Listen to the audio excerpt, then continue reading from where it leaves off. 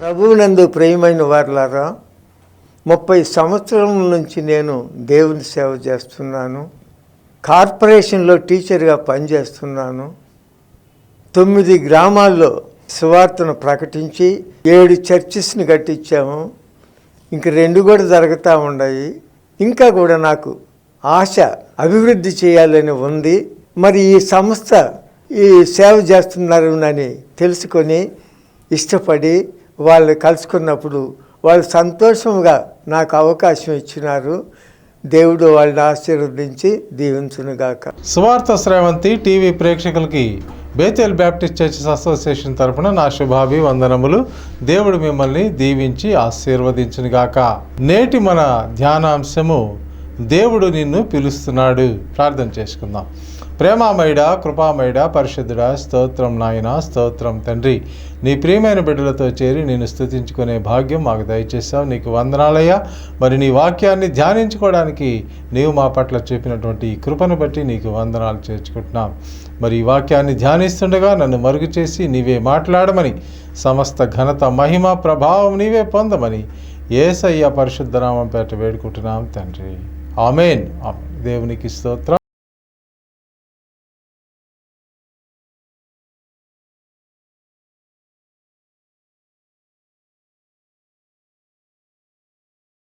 రాసిన పత్రిక 4వ అధ్యాయం 13వ వచనం మనం చదువుకుందాం. పరిశుద్ధులు సంపూర్ణులగుటకు క్రీస్తు శరీరము క్షేమాభివృద్ధి చెందుటకు. పరిశుద్ధులు సంపూర్ణులు అంటే పరిశుద్ధమైన మనుషులే కానీ సంపూర్ణమైన పరిశుద్ధత లేదు. కాబట్టి సంపూర్ణమైన పరిశుద్ధత అవ్వాలంటే వాళ్ళు ఏం చేయాలా? క్రీస్తు శరీరానికి క్షేమాభివృద్ధి చెందుటకు. మరి వాళ్ళు మొట్టమొదటిగా సంపూర్ణమైన పరిశుద్ధత పొందాలా. రెండవది, వారు క్రీస్తు శరీరానికి అంటే ఏమిటి? సంఘానికి క్షేమాభివృద్ధి కలుగుటకు, పరిచర్య ధర్మము జరిగించుకుంటూ.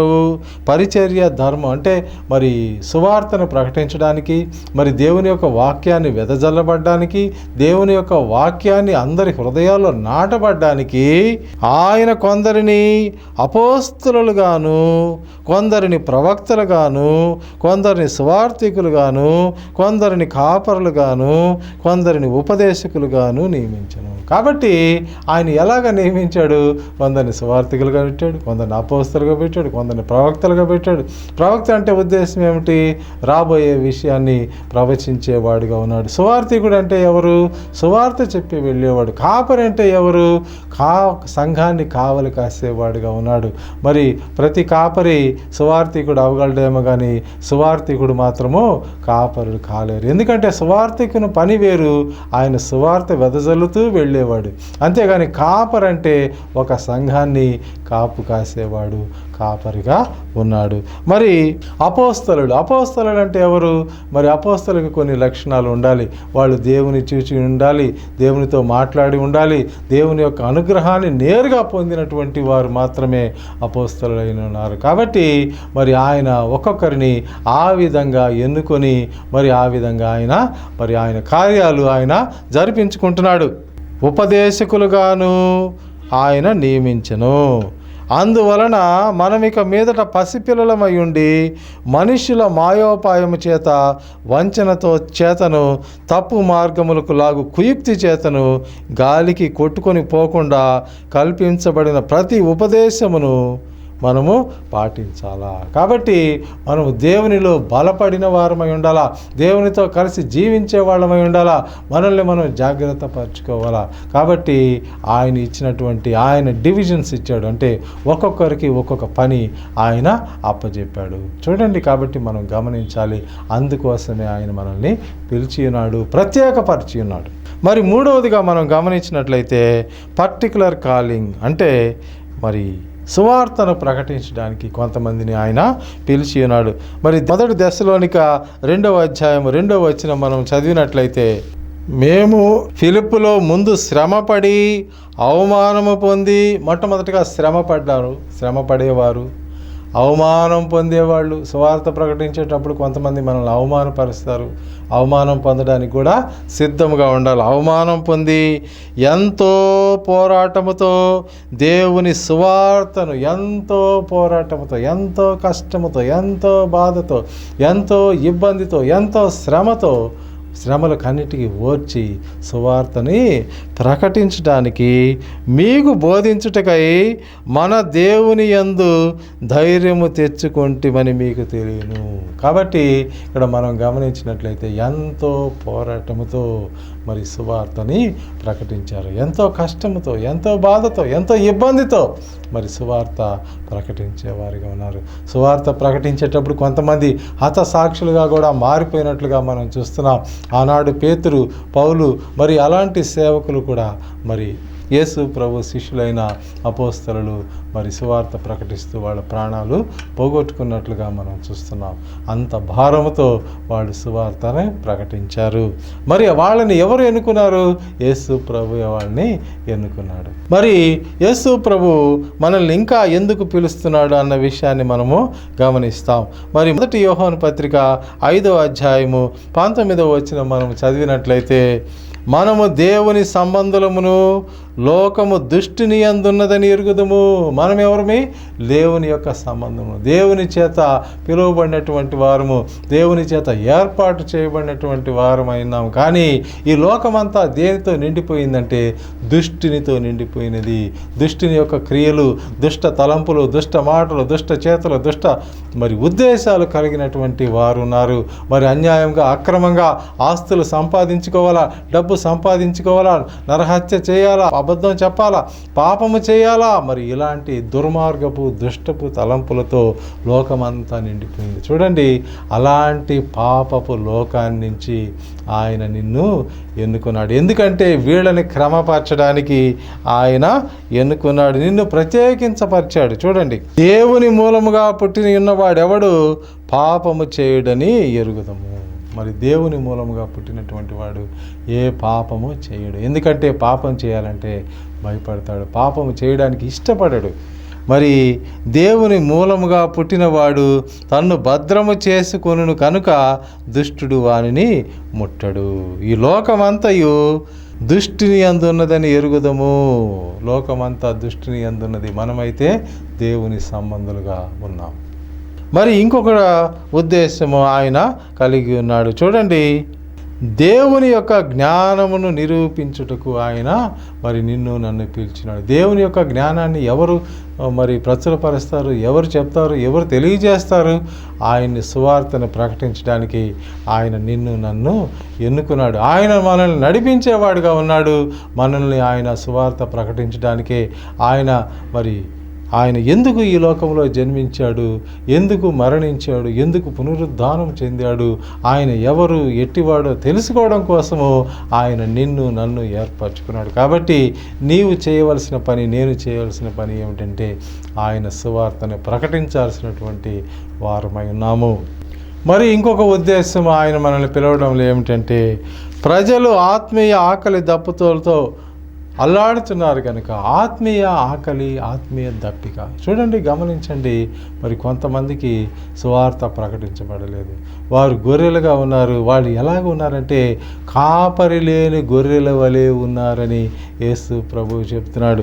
చూడండి, మత్తయి సువార్త 9వ అధ్యాయం 36వ వచనం మనం చదివినట్లయితే, వారు కాపరి లేని గొర్రెల వలె ఉన్నారని ఆయన వారి పట్ల కనికరం పొందాడు, కనికరము చూపించాడు. చూడండి, కాబట్టి చాలామంది మనం గమనించినట్లయితే కాపరి లేని గొర్రెలుగా ఉన్నారు.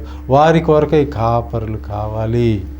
ఆయన జనసమూహములు చూచి వారు కాపరి లేని గొర్రెల వలె విసిగి చెంది ఉన్నారని వారి మీద కనికరపడి, కోత విస్తారమే కానీ పనివారు కొద్దిగా ఉన్నందున కనుక తన కోతకు పనివారిని పంపమని కోత యజమానుని వేడుకునమని శిష్యులతో చెప్పాడు. కాబట్టి కోత విస్తారమే కానీ పనివారు కొద్ది మంది ఉన్నారు. పనివారు ఎక్కువ మంది లేరు. పనివారు ఎక్కువ మంది ఉన్నట్లయితే కోత కోయడం సులభంగా ఉంటుంది, కానీ పనివారు కొద్ది మందే ఉన్నారు. కాబట్టి కోత కోసే వాళ్ళని పంపమని కోత యజమానికి మరి వేడుకోమని. కోత యజమాని ఎవరు? దేవుడు. మరి కోతలు కోసేవాళ్ళు ఎవరు? మరి అపోస్తలులు, ప్రవక్తలు, మరి సువార్థికులు, ఇలాంటి కాపరులు, వీళ్ళందరూ కూడా కోత కోసేవాళ్ళుగా ఉన్నారు. వీరు ఇలాంటి వాళ్ళని పంపమని ఇంకా పంపు, ఇంకా పంపు, ఇంకా పంపు, ఇంకా అవసరం, ఇంకా అవసరం. కోత విస్తారమే, ఇంకా మరి సువార్త ప్రకటించాల్సినటువంటి ప్రాంతాలు అనేకములు ఉన్నవి. వాటికి అంతటికి మరి సువార్థికులను పంపాలి, సేవకులను పంపాలి, మరి కాపరులను పంపాల్సినటువంటి అవసరం ఉంది. ఈరోజు మనం గమనించినట్లయితే మా బేతేల్ బ్యాప్టిస్టు సంస్థ ద్వారా మరి 9 సంఘాలు ఉన్నాయి. మరి ఈ 9 సంఘాల ద్వారా మరి సేవ చేస్తున్నాం. మేము చేస్తున్నటువంటి సేవ మరి కష్టమైనది, భారమైనది, మరి ఎంతో ఇబ్బందికరమైనది అయినప్పటికీ కూడా మరి దేవుని యొక్క కృప చేత, దేవుని యొక్క ప్రేమ చేత, దేవుని యొక్క దయ చేత మరి సువార్త ప్రకటిస్తున్నాం. మరి గ్రామాలలో మరి నూతనమైన మందిరాలను కట్టడానికి ప్రణాళికలు వేస్తున్నాం. మరి కొత్త గ్రామాల్లో మరి కొత్త ఎక్కడైతే సువార్త అందించబడదో అలాంటి ప్రాంతాల్లో సువార్తను ప్రకటించాలని ఆశ కలిగి ఉన్నాం. ప్రభునందు ప్రియమైన వారలారా, దేవుడు మా కోరికని తీరుస్తాడని, దేవుడు మమ్మల్ని సంతోషపరుస్తాడని, తృప్తిపరుస్తాడని మేము నమ్ముచున్నాం. కాబట్టి మీరు కూడా మరి ప్రార్థన చేయమని మరి మిమ్మల్ని వేడుకుంటున్నాం. మరి మనం గమనించినట్లయితే యేసు ప్రభు మనల్ని పిలవడానికి ఇంకొక కారణం ఏమిటంటే సమయము సంకుచితముగానున్నది. దినములు చెడ్డవి కనుక సమయం పోనీక అజ్ఞానుల వలె కాక జ్ఞానుల వలె ఉండమని చెప్తున్నాడు. కాబట్టి సమయము కొద్దిగా ఉన్నది. రావాల్సిన వాడు ఎప్పుడు వస్తాడో మనకు తెలియదు, కానీ ఆయన వచ్చే లోపల మరి మనమందరము జాగ్రత్త పడాలా. మరి ఎవరును ఎక్కడను నశించిపోవడం అనేది దేవునికి ఇష్టం లేదు. అందరూ అంతటా మారు మనసు పొందాలన్నది ఆయన యొక్క ఉద్దేశము. మారు మనసు, పశ్చాత్తాపం, బాప్తిస్మం పొంది రక్షణలో ఎదగాలన్నది దేవుని యొక్క ఉద్దేశమైనది. కాబట్టి ప్రభువునందు ప్రియమైన వారలారా, మరి ఆయన మరి నిన్ను నన్ను పిలుచుకుంటున్నాడంటే ఎందుకు పిలుచుకుంటున్నాడు? సమయం అయిపోతుంది. మరి ఆ సమయం ఎట్లా ఉంటుందో తెలియదు. మరి నేను దొంగ వలే వస్తానంటున్నాడు. మరి దొంగ ఎప్పుడు వస్తాడో తెలిస్తే యజమాని జాగ్రత్త పడతాడు, కానీ దొంగ వచ్చే సమయం యజమానికి తెలియదు. కాబట్టి మరి ఏమి చేయాలా? ఎప్పుడు సిద్ధపడి ఉండాలా. అలాగే యేసు ప్రభు యొక్క రాకడ ఉంటుంది. ఆయన ఎప్పుడు వస్తాడో ఎవరికీ తెలియదు. కాబట్టి ఆయన వచ్చే సమయం కొరకై మనం సిద్ధపాటు జీవితాన్ని మనం కలిగి ఉండాలా. మత్తయి సువార్త 25వ అధ్యాయంలో మరి బుద్ధిగల కన్యకలు, బుద్ధి లేని కన్యకల గురించిన మట్టి ఉపమానము యేసయ్య చెప్పి ఉన్నాడు. బుద్ధిగల కన్యకలు ఉన్నారు. వారు మరి వాళ్ళ దివిటీలో నూనె మరి నిండుగా పెట్టుకోలేదు. కాబట్టి పెళ్లి కుమారుడు వచ్చే సమయానికి మరి వారి దివిటీలు ఆరిపోయినాయి. అయితే 5 బుద్ధిగల కన్యకులు ఏం చేశారు? మరి వారి దివిటీల నిండా చక్కగా నూనె నింపుకొని ఉన్నారు. కాబట్టి వాళ్ళు సిద్ధపాటు జీవితాన్ని కలిగి ఉన్నారు. కాబట్టి మరి ఈ పెళ్లి కుమారుని యొక్క రాకడని వాళ్ళు కనిపెట్టి మరి ఆయన రాగానే ఆయనతో కలిసి మరి వాళ్ళు మరి పెళ్లి విందుకి వెళ్ళగలిగినారు. అయితే ఎవరైతే మరి ఆ సమయంలో సిద్ధపాటు జీవితాన్ని కలిగి లేరో, ఎవరైతే సిద్ధపాటు జీవితంలో లేరో మరి అలాంటి వాళ్ళు విడిచిపెట్టబడ్డారు. విడవబడినటువంటి వారు యేసు ప్రభు యొక్క రాకడ వస్తుంది. మరి ఆయన రాకడలో నీవు ఎత్తబడేవాడిగా ఉన్నావా, విడవబడేవాడిగా ఉన్నావా? ఒకవేళ ఎంతమందిని నీవు ఎత్తబడేవారిగా నీవు మార్చగలుగుతున్నావు? ఎంతమందికి నువ్వు సువార్త ప్రకటించేవాడిగా ఉన్నావు? ఎంతమంది దగ్గరికి నీవు నూతనమైన ఆత్మలు రక్షించేవాడిగా ఉన్నావు? కేవలం నేను మరి సేవ చేస్తున్నానని బోర్డు పెట్టుకోవడం కాదు, కానీ గొప్పతనం కాదు, కానీ నీవు ఎంతమందిని ప్రభువులోనికి మార్చావు, ప్రభువులోనికి తీసుకురాగలిగావు? మరి నశించిపోయినటువంటి ఆత్మల పట్ల భారము కలిగి ఉన్నావా? సువార్త ప్రకటించడానికి నీవు ఇష్టపడుతున్నావా? అట్లయితే ఈరోజే నీవు గట్టి నిర్ణయము తీసుకో. ఒకవేళ మనము దేవుని దగ్గరికి చేరితే, ఆయన పిలుపుని అంగీకరిస్తే, ఆయనతో కలిసి మనం జీవించడానికి ఇష్టపడితే మనం పొందినటువంటి మేళ్ళు ఏమున్నాయో ఒకసారి మనం గమనిస్తాం. మరి ఆయన అంటున్నాడు, ఆయన ద్వారా మనకు మార్పు కలుగుతుంది. మత్తయి సువార్త 4వ అధ్యాయం 19వ వచనం మనం చదివినట్లయితే, నా వెంబడి రండి, నేను మిమ్మల్ని మనుష్యులను పట్టు జాలర్లుగా చేస్తాను. చూడండి, ఆయన శిష్యులకు చెప్తున్నాడు, మీరు చేపలు పట్టుకుంటున్నారయ్యా, అయితే మీరు నాతో రండి, నేను మిమ్మల్ని ఏం చేస్తాను, మనుషులను పట్టే జాలర్లుగా చేస్తాను. ఎట్లాగా మనుషులను పట్టే జాలర్లుగా చేస్తాను అంటే విశ్వాసంలోకి నడిపించేవారిగా, మరి దేవుని యొక్క కృపను పొందేవారిగా, దేవునితో కలిసి జీవించేవారిగా వారిని మారుస్తానని యేసు ప్రభు చెప్తున్నాడు. ఆ మాట మరి నీకు నాకు చెప్తున్నాడు. నీవు కూడా చేయవలసినటువంటి పని ఏమిటంటే మనుషులను పట్టే జాలరుగాని ఉండాలి, అనేకమైన ఆత్మలను రక్షించేవాడిగా ఉండాలి, అనేకమైనటువంటి నాశనం అవుతున్నటువంటి మారు మనసు లేనటువంటి వారిని నీవు దర్శించాల్సినటువంటి అవసరం ఉంది, వారికి నీవు సువార్త ప్రకటించాల్సినటువంటి అవసరం ఉంది. అందుకోసమే నీవు పిలువబడ్డావు. కాబట్టి ప్రభువునందు ప్రియమైన వాడా, ఈరోజు మంచి నిర్ణయం తీసుకో. మరి ఇంకొక మాట ఆయన చెప్తున్నాడు. యోహాను సువార్త 14వ అధ్యాయం 26వ వచనంలో, ఆదరణకర్త అనగా తండ్రి నా నామమున పంపబో పరిశుద్ధాత్ముడు సమస్తమును బోధించి నేను మీతో చెప్పిన సంగతులన్నీ జ్ఞాపకము చేయును. కాబట్టి పరిశుద్ధాత్మ అనుగ్రహం అనేది నీవు పొందుతావు. ఎవరైతే మరి దేవుని యందు ఉంటాడో వాడు పరిశుద్ధాత్మ శక్తిని పొందగలిగినాడు. చూడండి, అపోస్తల కార్యం 2వ అధ్యాయం మనం చదివినట్లయితే అక్కడ సంఘము మరి స్థాపించబడింది. అక్కడ పరిశుద్ధాత్మ శక్తి చేత వారు నింపబడి భాషలతో మాట్లాడగలిగారు. చూడండి, పరిశుద్ధాత్మ అనుభవాన్ని వాళ్ళు పొందగలిగారు. ఈరోజు నువ్వు నేను పరిశుద్ధాత్మ అనుభవాన్ని మనం పొందగలుగుతున్నామా? పరిశుద్ధాత్మని మనము అనుభవించగలుగుతున్నామా? ఆయన యొక్క శక్తిని మనము అనుభవించే శక్తిలో మనం ఉన్నామా? దయచేసి గమనించు ప్రభువునందు ప్రియమైన వాడా. కాబట్టి మనం పరిశుద్ధాత్మని ఆయన ద్వారా మనం పొందగలము. అందుకోసమే ఆయన నిన్ను పిలిచాడు. పరిశుద్ధాత్మ గొప్ప కార్యములు, ఆశ్చర్య కార్యములు, అద్భుతములు జరిగిస్తాడు, స్వస్థత కలిగిస్తాడు. నీవు ఊహించినటువంటి గొప్ప కార్యములు మరి చేయగలిగినటువంటి దేవుడై ఉన్నాడు. మరి యోహాను సువార్త 17వ అధ్యాయం 18వ వచనంలో ఆయన ఒక మాట అంటున్నాడు, నీవు నన్ను లోకమునకు పంపిన ప్రకారము నేనును వారిని లోకములోనికి పంపితిని. కాబట్టి మరి దేవుడు, తండ్రి అయిన దేవుడు, కుమారుడైన దేవుని ఏ విధముగా లోకంలోనికి పంపాడో మరి యోహాను సువార్త 3:16 మనం చదివినట్లయితే, దేవుడు లోకమును ఎంతో ప్రేమించెను కాగా ఆయన తన అద్వితీయ కుమారునిగా పుట్టిన వాని యందు విశ్వాసముంచు ప్రతి వాడును నశింపక నిత్య జీవం పొందినట్లు ఆయనను మనకు అనుగ్రహించిన రాయబడింది. కాబట్టి మరి దేవుడు ఏ విధముగా తండ్రి అయిన దేవుడు, కుమారుడైన దేవుని మన కొరకై పంపాడో అదే విధంగా యేసు ప్రభువు కూడా ఆయన శిష్యులను మరి లోకములోనికి పంపినాడు. అలాగే ఆయన నిన్ను నన్ను కూడా లోకములోనికి పంపినాడు. ఎలాగా పంపినాడు? ఎందుకు పంపినాడు? ఆత్మల రక్షణ కొరకై పంపినాడు. నిన్ను మనుషులను పట్టే జాలరుగా చేస్తున్నాడు.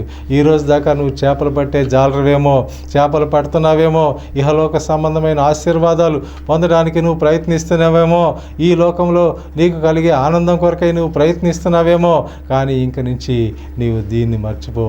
నీకు సంతోషకరమైన జీవితాన్ని ఆయన ఇస్తాడు.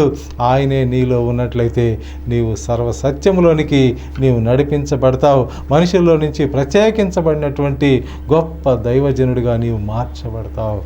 కాబట్టి నిన్ను మనుషులను పట్టే జాలరుగా ఆయన చేస్తున్నాడు. మరి తండ్రి కుమారుని పంపించినట్లుగా మరి యేసు ప్రభు మనల్ని కూడా పంపించడానికి ఆయన సిద్ధంగా ఉన్నాడు, పంపిస్తూ ఉన్నాడు కూడా. మరి యేసు ప్రభు మరి శిష్యులకు ఇచ్చినటువంటి ఆజ్ఞ ఏమిటంటే, మార్కు సువార్త 16వ అధ్యాయం 15వ వచనం మనం చదివినట్లయితే, మరియు మీరు సర్వలోకమునికి వెళ్ళి సర్వ సృష్టికి సువార్త ప్రకటించుడి. సర్వలోకానికి మీరు వెళ్ళాలి. ఎక్కడికి వెళ్ళాలి? మనం గమనించినట్లయితే అమెరికా దేశాన్ని నుంచి మరి ఇండియా దేశానికి వచ్చి ఆ రోజుల్లో మిషనరీలు సువార్త ప్రకటించారు. ఒకవేళ వాళ్ళు ఇంత దూరం వచ్చి సువార్త ప్రకటించకపోతే మనకు సువార్త తెలిసేది కాదేమో. ఎన్నో శ్రమలకు వచ్చారు, ఎన్నో కష్టాలకు వచ్చారు. మరి సముద్రాలు దాటారు, 7 సముద్రాలు దాటి వాళ్ళు వచ్చి మరి సువార్తని ప్రకటించారు. ఎంత గొప్ప విషయం అండి. మరి ఆ సువార్తని ప్రకటించి మనల్ని మరి విశ్వాసంలోనికి నడిపించడానికి వాళ్ళ ప్రాణాలు కోల్పోయినారు, వారి శరీరం హింసించబడింది, వారి భార్యలను కోల్పోయినారు, బిడ్డలను కోల్పోయినారు, వాళ్ళకి వాళ్ళే బలియాగంగా సమర్పించబడ్డారు. ఎంతో త్యాగాలు, ఎన్నో మరి చేశారు. కాబట్టి మరి ఈరోజు నీవు నేను చక్కగా క్రైస్తవుడని, మరి ఒక విశ్వాసని లేదా ఒక పాస్టర్ అని చెప్పుకోవడానికి మనకు అవకాశం ఉంది. దేవుడు వారిని నడిపించి వారి ద్వారా నీకు నాకు సువార్త ప్రకటించడానికి మరి ఆయన ఒక ప్రణాళిక ఏర్పరచుకున్నాడు. అలాగే నీవు కూడా ఎక్కడైతే సువార్త ప్రకటించబడలేదో ఆ ప్రాంతానికి నీవు వెళ్ళి నీవు సువార్త ప్రకటించాలి. కనీసము నీ ప్రాంతంలో నీవు ఏ ప్రాంతంలో నివసిస్తున్నావో ఆ ప్రాంతానికి దగ్గరగా ఉన్నటువంటి మరి ప్రాంతాల్లో అయినా నీవు సువార్త ప్రకటించేవాడిగా ఉండాలి. మరి ఒకవేళ నువ్వు ప్రకటించలేనట్లయితే నువ్వు ప్రకటించే వారికి సహాయకుడిగా ఉండాలి. మరి ఆ వారికి సహాయం చేస్తూ వారితో మరి కోఆపరేట్ చేస్తూ ఉండాలని దేవుడు నిన్ను కోరుకుంటున్నాడు. మరి దేవుడు మోషేతో చెప్పినటువంటి మాటని మనము జ్ఞాపకం చేసుకుందాం. ఈ సమయంలో నిర్గమకాండము 3వ అధ్యాయం 10వ వచనం మనం చదివినట్లయితే, నిన్ను ఫరో యొద్దకు పంపెదను, ఇశ్రాయేలీయులైన నా ప్రజలను నీవు ఐగుప్తులో నుండి తోడుకొని పోవాలని నేను చెప్పాను. కాబట్టి మరి దేవుడు మోషేని ఫరో యొద్దకి ఎందుకు పంపాడు? ఇశ్రాయేలీయులని మరి బంధ విముక్తులుగా చేసి మరి ఆ ప్రజలని మరి తోడుకు రమ్మని దేవుడు మోషేని పంపించాడు.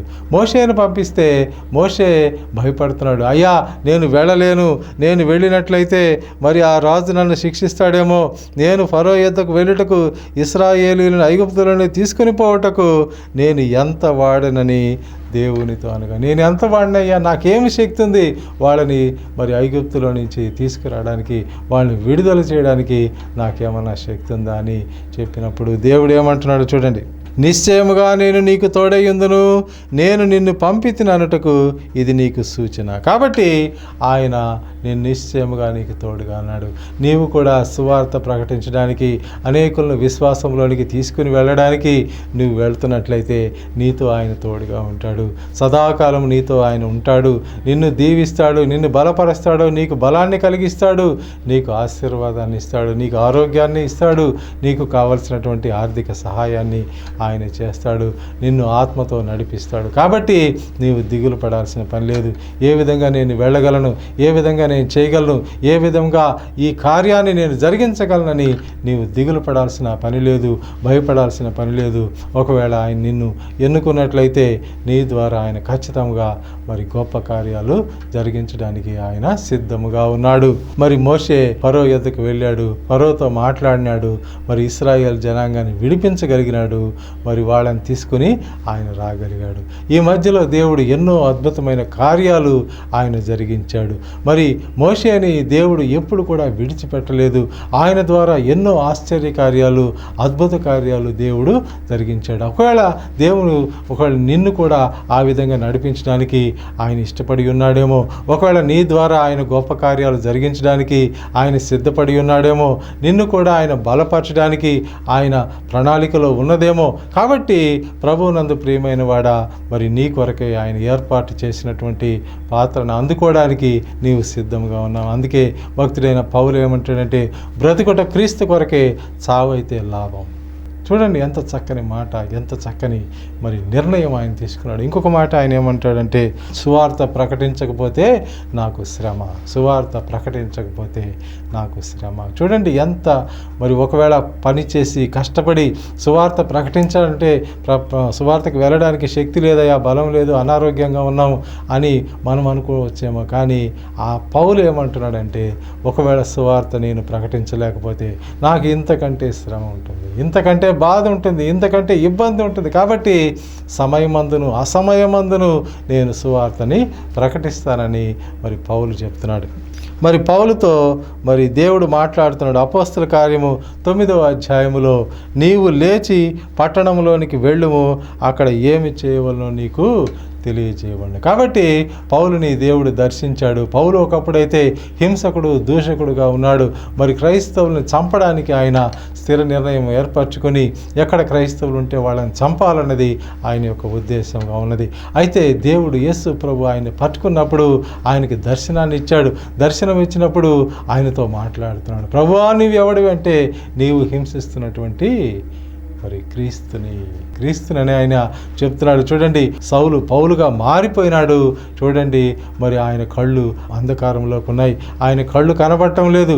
అప్పుడు దేవుడు ఆయనతో మాట్లాడుతున్నాడు. ఏమనంటే, నీవు లేచి పట్టణంలోనికి వెళ్ళుము, ఏమి చేయాలో నీకు తెలియజేస్తాను. కాబట్టి దేవుడు నిన్ను నన్ను నడిపించేవాడుగా ఉన్నాడు. కష్టాలు వచ్చినాయి, ఇబ్బందులు వచ్చినాయి, మరి ఎట్లా పోవాలా, ఏమి చేయాలా తెలియనటువంటి పరిస్థితిలో నీవు నేను ఉన్నట్లయితే ఆయన నిన్ను నడిపించేవాడుగా ఉన్నాడు. ఆయన నిన్ను బలపరిచేవాడుగా ఉన్నాడు. ఆయన శక్తిని నీకు ఇచ్చేవాడుగా ఉన్నాడు. ఆయన పరిశుద్ధాత్మ చేత నిన్ను నింపి నిన్ను ఆయన నడిపించేవాడుగా ఉన్నాడు. ఆయనని కాళ్ళని లేడి కాళ్ళ వలె బలపరిచేవాడుగా ఉన్నాడు. అందుకే 91వ కీర్తనలో చూడండి, మహోన్నతిని చాటును నివసించేవాడే సర్వశక్తిని నీడను విశ్రమించేవాడు. ఆయనే నాకు ఆశ్రయము, నా కోట, నేను నమ్ముకొని నా దేవుడని నేను యెహోవాని గూర్చి చెప్పుచున్నాను. కాబట్టి నీవు యెహోవాని గూర్చినటువంటి మరి ఉత్సాహధ్వని చేయాలంటే, మరి యేసయ్యను గూర్చినటువంటి కీర్తనలు పాడాలంటే, ఆయన్ని గూర్చినటువంటి సువార్తను ప్రకటించాలంటే, ఆయన్ని గూర్చి ఆయనకు తెలియనటువంటి వారిని నీవు మరి తెలియజేయాలంటే నీవు సిద్ధపడాలి, నీవు బలపడాలి, నీవు ముందుకు నడవాలి. మరి ఇంకొక మాట, సమూయేలు భక్తుడికి కూడా ఆయన మరి దర్శనమిచ్చాడు. 1 సమూయేలు 3వ అధ్యాయం మనం గమనించినట్లయితే, లెమ్ము నా పక్షమున నీవు మాట్లాడము, మరి యెహోవా పక్షమున నీవు మాట్లాడమని ఆయన సమూయేలుతో చెప్తున్నాడు. సమూయేలు చిన్న బాలుడు, మరి సమూయేలు ఏలీ దగ్గర మరి ఆయన ఉంటున్నాడు, శిష్యరికము చేస్తున్నాడు. మరి ఏలీ అంటే పెద్దవాడు, దైవజనుడిగా ఉన్నాడు. మరి సమాచారము దేవుడు తెలియజేయాల్సింది ఏలీకి తెలియజేయలేదు, కానీ ఆయన మరి సమూయేలుకి తెలియజేశాడు. చూడండి, సమూయేలు ద్వారా ఏలీకి తెలియపరచబడ్డది. అలాంటి విషయములలో సమూయేలుని దేవుడు వాడుకున్నాడు. ఆయన నిన్ను నన్ను కూడా వాడుకుంటున్నాడు. నీవు నేను కూడా సువార్త ప్రకటించాలన్నది ఆయన యొక్క ఉద్దేశము. మరి 2వ తిమోతి 3వ అధ్యాయం 16-17 వచనాలు మనం చదివినట్లయితే, దైవజనుడు సన్నద్ధుడై ప్రతి సత్కార్యమునకు పూర్ణముగా సిద్ధపడి ఉండినట్లు. మరి దైవజనుడు సన్నద్ధుడై అంటే యుద్ధానికి పోయేటప్పుడు ఏ విధంగా నువ్వు సిద్ధపడి యుద్ధానికి వెళ్తావో, మరి సువార్త ప్రకటించడానికి కూడా నీవు సిద్ధపాటు మనస్సు కలిగి ఉండి, సిద్ధపాటు జీవితాన్ని కలిగి ఉండి, సిద్ధపాటుతో మరి ముందుకు వెళ్ళాలనేది సిద్ధపడి ఉండినట్లు, దైవావేశము వలన కలిగిన ప్రతి లేఖనము ఉపదేశించుటకు. దైవావేశం వలన కలిగినటువంటి ప్రతి లేఖనం అంటే బైబిల్ అంతా రాయబడింది దైవావేశం వలనే, దేవుని యొక్క కృపచేతనే, దేవుని యొక్క మాట, బైబిల్ అంతా దేవుని యొక్క మాట అయినది, ఆయన నోటిలో నుంచి వచ్చినటువంటి మాటగా ఉన్నది. కాబట్టి ఈ మాటను నువ్వు ప్రకటించడానికి నీవు ఎలాగ ఉండాలా? దైవావేశం కలిగిన ప్రతి లేఖమును ఉపదేశించుటకు, తప్పుదిద్దడానికి, నీతి యందు శిక్ష చేయుటకు ప్రయోజనకరమైనది. కాబట్టి నీ పని ఏమిటి? నీవు మరి దైవావేశం వలన కలిగినటువంటి ఈ బైబిల్ని ప్రకటించేవాడిగా ఉండాలా, ఈ బైబిల్ని గురించి ప్రచురించేవాడిగా ఉండాలా, మరి ఈ బైబిల్ని గురించి తెలియనటువంటి వారికి తెలియజేసేవాడిగా ఉండాలా.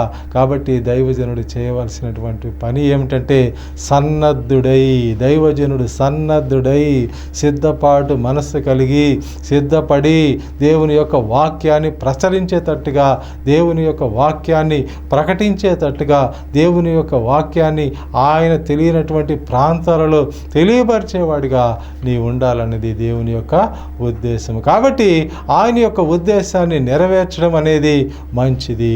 ఆయన నీకు చెప్పినటువంటి మాటను నీవు మరి విధేయుడై పాటించాల్సినటువంటి అవసరం ఉంది. కాబట్టి ఇక్కడ మనం గమనించినట్లయితే ఆయన నిన్ను ఎందుకు పిలుస్తున్నాడు? అంటే నిన్ను ఆశీర్వదించడానికి పిలుస్తున్నాడు, నిన్ను ఆయన వారసుడిగా చేసుకోవడానికి పిలుస్తున్నాడు, ఒకటే నిరీక్షణ యందు ఉండడానికి పిలుస్తున్నాడు, ఒకే శరీరముగా ఉండడానికి పిలుస్తున్నాడు. కాబట్టి ఆయన పిలుపును నీవు అంగీకరించి ఆయనతో కలిసి జీవించినట్లయితే, ఆయనతో కలిసి నీవు నడుస్తున్నట్లయితే ఆయన ఇచ్చే దీవెనలు నువ్వు పొందుతావు. ఆయనతో నీవు సమాధానకరమైన, సంతోషకరమైన ఆనందాన్ని అనుభవిస్తూ రాజ్యంలో నీవు ప్రవేశించేవాడుగా ఉంటున్నావు. నీవు కేవలం నీవొక్కడివే ప్రవేశించేవాడు కాకుండా అనేకులను ఆ మార్గంలోనికి నడిపించేవాడుగా నీవు ఉంటావని మరి దేవుని యొక్క ఉద్దేశము. ప్రార్థన చేసుకుందాం. ప్రేమామయుడ, కృపామయుడ, పరిశుద్ధుడా, మరి ఈ వాక్యాన్ని నీవు మాకు అందించినందుకై నీకు వందనాలు చేర్చుకుంటున్నామయ్యా. మరి నీ కృపలో మమ్మల్ని బలపరచమని, నీ శక్తితో మమ్మల్ని నింపమని, నీ పరిశుద్ధాత్మ నడిపింపు, కాపుదల, భద్రత మాకు దయచేయమని, నా నాయన వాక్యము ద్వారా మమ్మల్ని హెచ్చరించమని, మేము కూడా బలపడి మరి సన్నద్ధులమై తండ్రి నీ సువార్తను ప్రకటించేవారుగా, నిన్ను మహిమపరిచేవారుగా, నిన్ను ఘనపరిచేవారుగా, నీ వాక్యాన్ని వాడవాడలా ప్రచురించేవారుగా ఉండినట్లుగా నీ కృపను దయచేయమని, మరి వాక్యము వింటున్నటువంటి ప్రతి నీ బిడ్డను దీవించి ఆశీర్వదించమని, సమస్త ఘనత, మహిమ, ప్రభావం నీవే పొందమని, మా ప్రేక్షకులను నీ కృపలో బలపరచమని యేసయ్య పరిశుద్ధనామం పేట వేడుకుంటున్నాం తండ్రి. ఆమేన్. మన తండ్రి అయిన దేవుని యొక్క ప్రేమయు, కుమారుడైన యేసు క్రీస్తు యొక్క కృపయు, పరిశుద్ధాత్మని యొక్క అన్యోన్య సహవాసము ఇప్పుడు ఎల్లప్పుడూ సదాకాలం మనందరికీ తోడేయునుగాక. ఆమేన్. ఆమేన్. దేవుడు మిమ్మల్ని దీవించి ఆశీర్వదించునుగాక. మరి ఈ కార్యక్రమాన్ని స్పాన్సర్ చేసిన బిడ్డని దేవుడు బహుగా దీవించి ఆశీర్వదించు.